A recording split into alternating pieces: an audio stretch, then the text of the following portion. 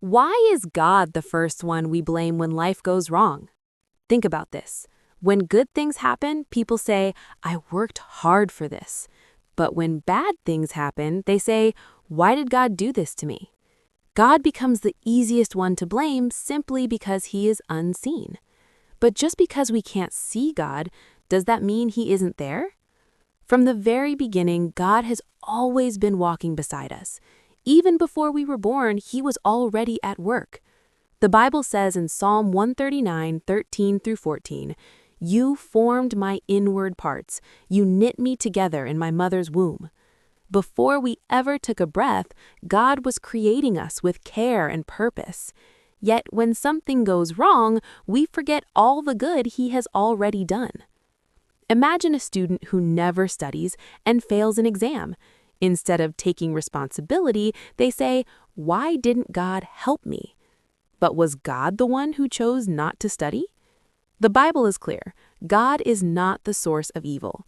James 1:13 tells us that God does not cause anyone to do wrong. Pain often comes from human choices, broken systems, or living in a fallen world. Still, God never leaves us alone in it. Romans 8:28 reminds us that God works all things together for good for those who love him. Not that everything is good, but that God can bring good out of anything. Look at Joseph in the Bible, betrayed by his brothers, falsely accused and forgotten in prison. Yet he later said, "What you meant for evil, God meant for good." Genesis 50:20. So maybe the real question isn't why did God let this happen, but how can I trust God in the middle of this? What is God shaping in my heart through this? What is God inviting me to learn here? So today, instead of blaming God for what went wrong, choose to trust him for what he is still working on.